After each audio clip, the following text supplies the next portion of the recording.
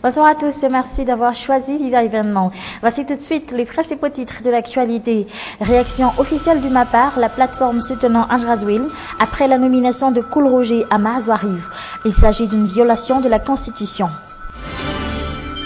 Plus de 200 familles menacées d'expulsion dans le quartier de Dar es Salaam à Nussibé. Ils dénoncent la vente des terrains de la Siramar à des résidents étrangers. À l'étranger, l'émotion à Boston, aux États-Unis. Une cérémonie aura lieu dans cette ville pour rendre hommage aux victimes, un an jour pour jour après les attentats du marathon.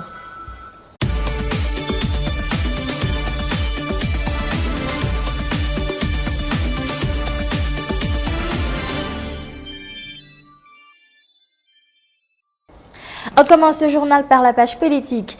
Le MAPAR réagit officiellement à la nomination de Koul Roger au poste de Premier ministre pour la plateforme soutenant Anjrazouil. Il s'agit purement et simplement d'une violation de la Constitution. Annonce faite au cours d'une conférence de presse tenue cet après-midi à Ambudouvoune. On a assisté à cette conférence de presse Mamba Café Chanel et Yves Chanel. À part le nombre de ministères dans le nouveau gouvernement, beaucoup attendent aussi de voir les différents départements ministériels. La question est aujourd'hui au centre de discussion au niveau de l'exécutif, car cela va dépendre de la situation politique, mais aussi du côté technique. Mais pour les techniciens de l'administration, tout doit se baser sur la politique générale de l'État. Nous savons tous que la relance de l'économie doit être priorisée. La politique générale de l'État doit donc être axée là-dessus. C'est ce que doit motiver la création des ministères et des secrétariats d'État. Il faut aussi penser au contexte actuel. Nous venons de sortir d'une crise. Nous devons aussi se pencher sur le plan social et la sécurité. Tout ça doit être pris en compte dans l'élaboration de la politique générale de l'État.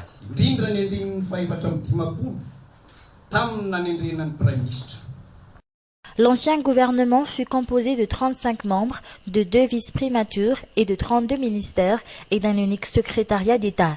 Qu'est-ce qui va changer dans le prochain gouvernement de Koul Roger?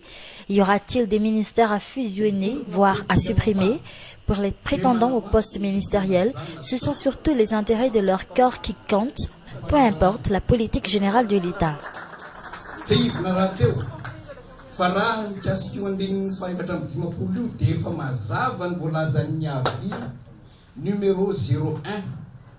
Nous voulons surtout avoir une autonomie dans la gestion des ressources humaines, financières, matérielles et patrimoniales.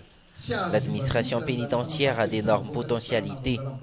Nous avons beaucoup de terrains. Nous estimons qu'ils sont bien exploités. Cela pourrait réduire la charge de l'État, notamment sur la nourriture des détenus. À tous les pouvoirs publics, ainsi qu'aux autorités administratives et juridictionnelles. Dans un gouvernement, les départements sont classés comme suit. D'abord les vice-primatures, les ministères et enfin les secrétariats d'État. Et en parlant justement de la formation du prochain gouvernement, combien y aura-t-il de ministères? Dans quelles circonstances créer un ou plusieurs secrétariats d'État? En général, tout dépend de la politique générale de l'État, mais aussi et surtout de la conjoncture du moment.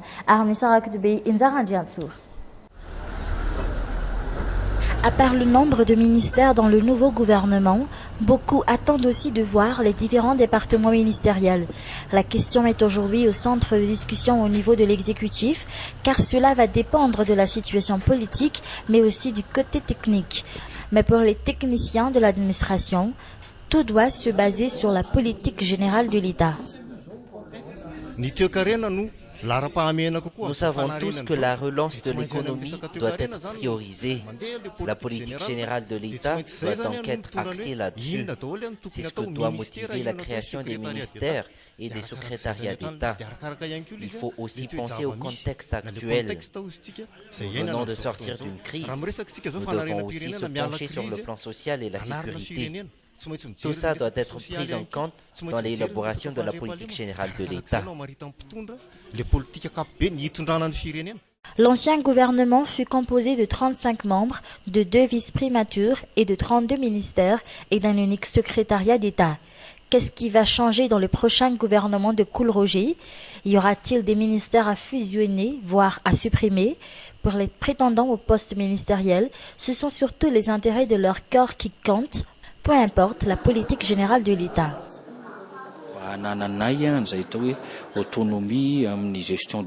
Nous voulons surtout avoir une autonomie dans la gestion des ressources humaines, financières, matérielles et patrimoniales. L'administration pénitentiaire a d'énormes potentialités. Nous avons beaucoup de terrain. Nous estimons qu'ils sont bien exploités.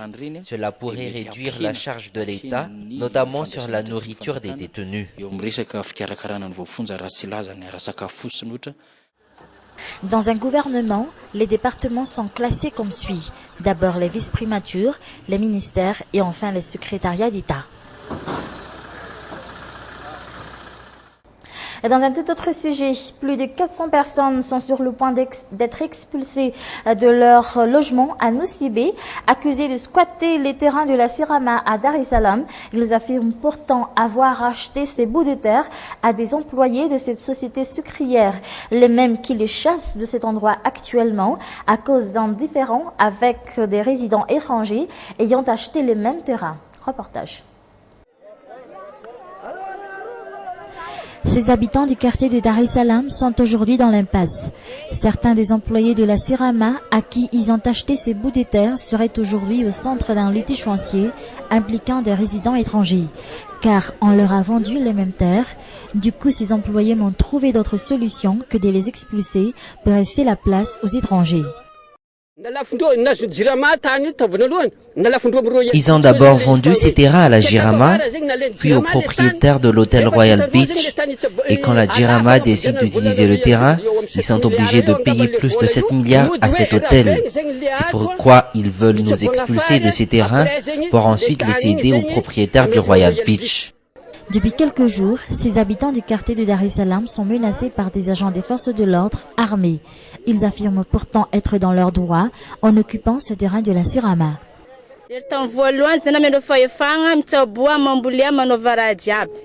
Au début, ils nous ont donné l'autorisation d'occuper ces terrains, de faire des cultures et même de construire des maisons.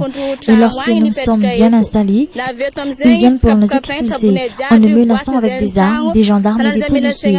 On nous a même convoqués à la gendarmerie.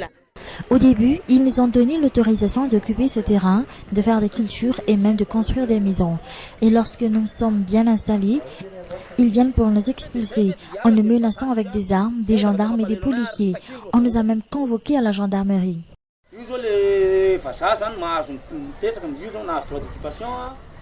Ces terrains appartiennent à des étrangers. Tout ça est vendu à ces étrangers. Normal que ces gens-là soient expulsés car ils sont sur le terrain de ces étrangers. En tout, ils sont 4 à avoir ces bouts de terrain. Parmi les victimes de cette expulsion, cette mère de famille, elle craint surtout que les étrangers ne soient pas touchés comme eux par cette expulsion. On veut nous expulser de nos terres alors que ces étrangers peuvent rester sur ces terres. Ils sont partout sur ce terrain, juste à côté et là-bas. Ils n'osent pas non plus toucher à ces malgaches pleins nos as.